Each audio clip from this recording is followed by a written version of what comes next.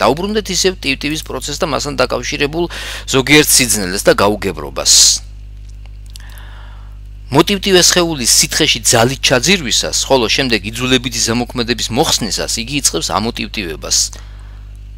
მოდის ზედაპირისკენ. რა თქმა უნდა, ვიმეორებ, რომ ეს არის იმის შედეგი, რომ ამონგდები ძალა აჭარბებს სიმძიმის ძალას. რა თქმა უნდა, ეს ძალათა სხვაობა უხეშად ვთქვათ, მიერეკება სხეულს ზევით, ზედაპირისკენ. და აი მიაღწია სხეულმა ზედაპირს. რა ხდება ამ დროს? სანამ იგი თავს ამოყობს ზედაპირის ზემოთ, მანამდე კვლავ ამონგდები ძალა ჭარბია სიმძიმის ძალასთან შედარებით, მაგრამ ამოყო თავი თუ არა, აქ იწყება ძალიან საინტერესო მოვლენა ფიზიკის თვალსაზრისით, რომ მისი წყალშიგა ნაწილი იწყებს შემცირებას. ანუ წყალშიგა მოცულობა იწყებს თანთანობით შემცირებას. ბუნებრივია, რომ ვინაიდან არქიმედეს ძალა მოქმედებს სხეულის მხოლოდ ჩაძირულ ნაწილზე, ამ გარემოებას მიაქციეთ ყურადღება ამოცანების ამოხსნისას, ვინაიდან სხეულის მთელ მოცულობაზე არქიმეdes ამონგდები ძალა მოქმედებს მხოლოდ მაშინ, როცა სხეული მთლიანადაა ჩაძირული, ხოლო მოტივტივე სხეულზე იმის მიხედვით სხეულის რა ნაწილია ზევით და რა ნაწილია ქვემოთ, არქიმეdes ძალა ყოველთვის მოქმედებს ჩაძირულ ნაწილზე. შესაბამისად, ახლა სხეულის ამოტივტივებისას სულ უფრო და უფრო მცირდება ჩაძირული ნაწილის მოცულობა და შესაბამისად ნელ-ნელა მცირდება ამონგდები ძალაც. იქამდე, სანამ ამონგდები ძალა არ გაუტოლდება სიმძიმის ძალას.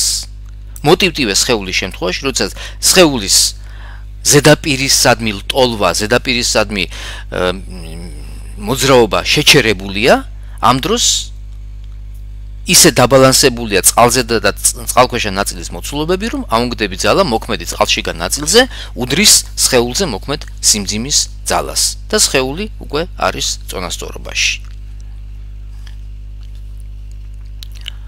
ყველა ამოცანა სითხეში ჩაძირულ სხეულებზე დადის ძალების გამოსახვასა და წონასწორობის პირობაზე, ანუ სხეულზე მოქმედი ძალების ტოლქმედის ნულთან გატოლებაზე.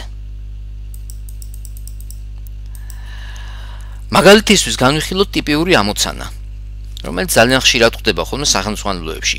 ყინულის მოცულობის რა ნაწილია მტკნარ წყალში ჩაძირული. ამოცანის პირობიდან ჩანს, რომ პასუხი არ უნდა იყოს დამოკიდებული წყალში ჩაძირული ყინულის მასაზე. საუბარი იყოს გინდ ხელისგულზე მყოფი ყინულზე, გინდ ტიტანიკის ჩამძირავ აისბერგზე. შედეგი უნდა იყოს აბსოლუტურად იგივე. თუმცა აქ ცოტას უკაცრავად და გატყუებთ, აისბერგი ოკეანის მარილიან წყალში დაცურავდა, რომლის სიმკვრივე იყო 1030 კილოგრამ კუბური მეტრი, მაგრამ განსხვავება იმდენი არ არის, რომ მან თვისობრივი განსხვავება გამოიწვიოს. მასშტაბი ამოხსნა არის ძალიან მარტივი. წონასწორობაში მყოფი ამ ყინულის ნაჭრისთვის მასზე მოქმედი ამონგდები ძალა, რომელიც ვიმეორებ მოქმედებს მის ჩაძირულ ნაწილზე მხოლოდ და მხოლოდ უდრის მთელ ყინულის ნაჭერზე მოქმედ სიმძიმის ძალას. რა თქმა უნდა, სიმძიმის ძალა ვერ იმოქმედებს სხეულის ნაწილზე, იგი მთლიანად სხეულზე მოქმედებს. ეს პირობა აგერ ჩავწერეთ, F ამონგდები უდრის M-ს. ცალკე გავშიფროთ ამონგდები ძალა, რომელიც არის ρ წყალი გამრავლებული V ჩაძირულზე გამრავლებული Ž-ზე, მარჯვენა მხარეს ρ ყინული გამრავლებული V-ზე, ანუ ყინულის მასა.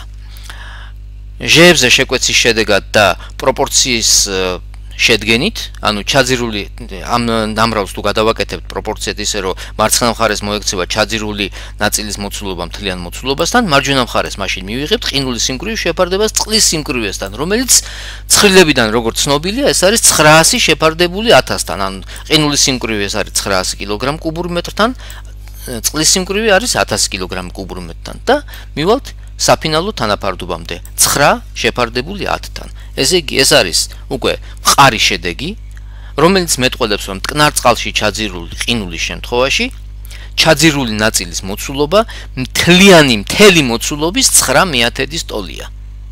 შესაბამისად, ჩაძირული არის ნებისმიერი ყინულის 9/10 ნაწილი.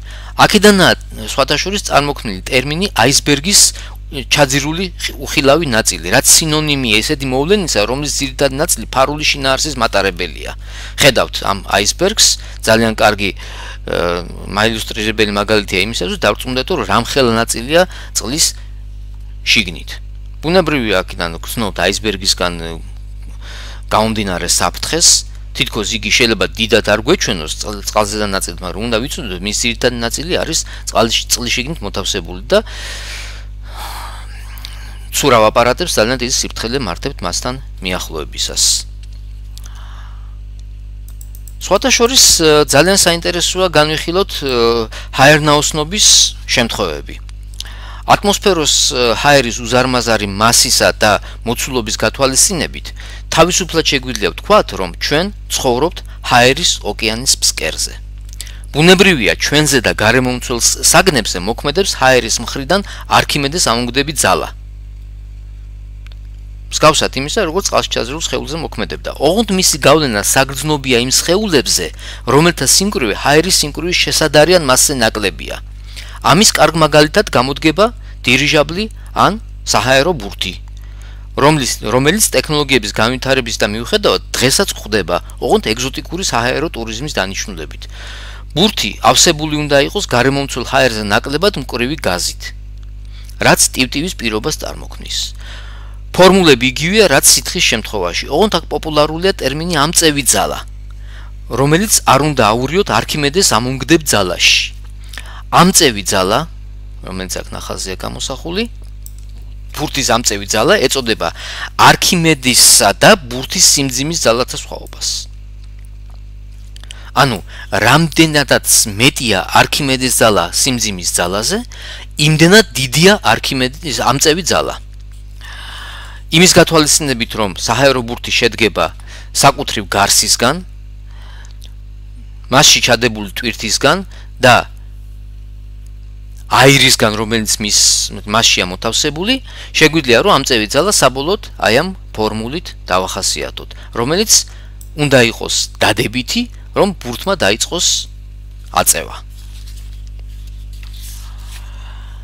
უნდა აღინიშნოს, რომ პირველი ბურთები და დირიჟაბლები ივსებოდა წყალბადით, რომელიც საკმაოდ მსუბუქ აირს წარმოადგენს და შესაბამისად ძალიან ეფექტური ამწევი ძალის წარმოქმნის თვალსაზრისით, სიმკვრივეთა სხვაობა მასა და ჰაერს შორის, გარემომცველ ჰაერს შორის მეტად საგრძნობია, მაგრამ მისი ფეთქებადობიდან გამომდინარე, მეტად საშიშიც არის იგი. პირველი ჰაერნაოსნები უშუალოდ იყვნენ მეცნიერები. რამდენიმე შემთხვევა ტრაგიკულად დასრულდა პატარა ნაპერწკლის ან ელვის გამო.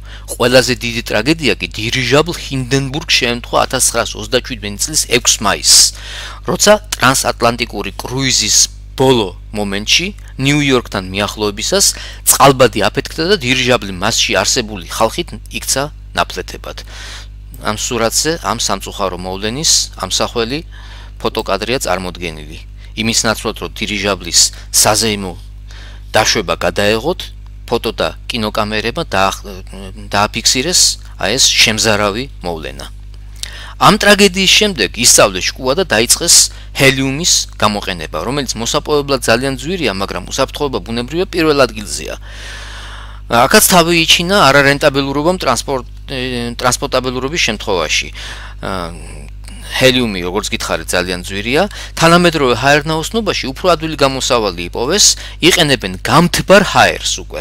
როგორც ხედავთ, აქ მარჯვენა სლაიდზე წარმოდგენილი არის საჰაერო ბურთში გამთბარი ჰაერის გამოყენების აი ეს ტექნოლოგია, რომელსაც ბურთის კალათში არსებული გაზის სანთურით ათბობენ.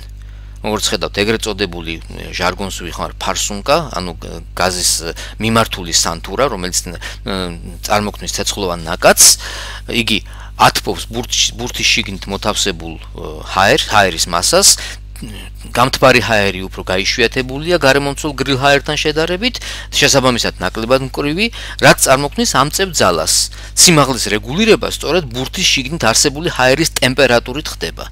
როდესაც ბურთის შიგნით მოთავსებული ჰაერი გაგრილდება, ბურთი იწყებს ქვევით ჩამოსვლას, აცხელებენ მას, იგი კვლავ ზემოთ მიედინება. გარდა ამისა, ახლა არსებობს იქ ნავიგაციის სხვა საშუალებებიც, ამის არ უნდა ვიწყოთ, მაგრამ ვინაიდან ჩვენ ახლა ბურთის მოძრაობას არქიმედეს ამონგდები ძალის ჭრილში ვიყენებთ, ან ყურადღება გავამახვილეთ ჩვენ მასში არსებული გამთბარი ჰაერის გამოყენებაზე. და ბოლოს მიუბრუნდეთ სირაკუზის მეფე ჰიერონს და არქიმედეს მიერ გადაჭრილ პრობლემას. ცნობილია, რომ ოსტატის ცვიერებას ფარ დაეხადა და იგი თაღლითობისთვის სასტიკად დაისაჯა. გმადლობთ ყურადღებისთვის.